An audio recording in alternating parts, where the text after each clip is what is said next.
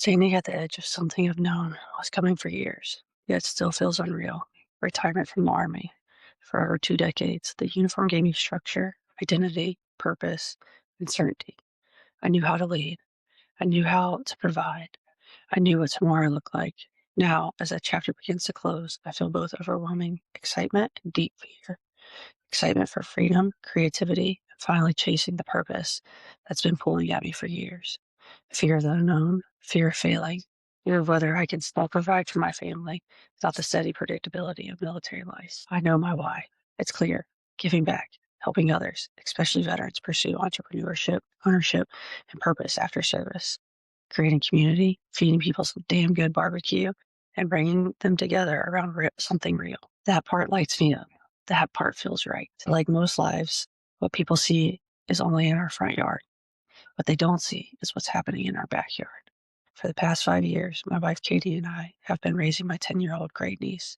She lives with multiple disabilities, like with severe trauma caused by adults who are supposed to protect her. We have given her everything. We have love, stability, patience, advocacy, and every therapy anyone has ever recommended. OT, PT, trauma therapy, attachment focused therapy, behavioral plans, specialists, you name it, we've tried it. And still, her trauma shows up as rage, disassociation, aggression, impulsivity, and a desperate fear of abandonment. Trauma that doesn't just live inside of her, but spills out onto the people who love her most. The truth is hard to say out loud. We are being mentally and emotionally abused by a child who is deeply wounded and does not feel safe in the world. And that creates a cycle of pain that feels relentless. We keep asking ourselves, is this the right therapy? Will this idea help? Are we failing her? Over and over again, searching, trying, hitting walls.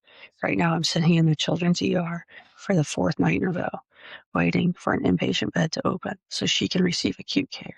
And every night we hear the same thing: denied, too aggressive, too impulsive, too high of a risk for elopement.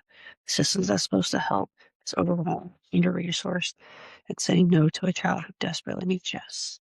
As someone who also lives with anxiety, depression, and PTSD, I feel myself slipping, becoming numb, detached from my own emotions, just to survive the day. I feel like an abandoned ship in the middle of the ocean. No land in sight, no clear direction, no one coming to help. And that's a terrifying place to be when you're supposed to be the leader, the protector, the strong one. I'm sharing this not for sympathy and not because I have answers, because I don't. I'm sharing it because vulnerability is leadership. Because service doesn't end when the uniform comes off. Because some battles don't look like what people expect. And because too many veterans and caregivers are quietly drowning while looking put together on the outside. To navigate transition, caregiving, trauma, or just the weight of trying to do the right thing with no roadmap. I see you. I see you. You're not weak for feeling tired. You're not failing because it's hard. And you're not alone. Even when it feels that way at 2 a.m. in the ER waiting room. This is my front yard and my backyard. Both are true.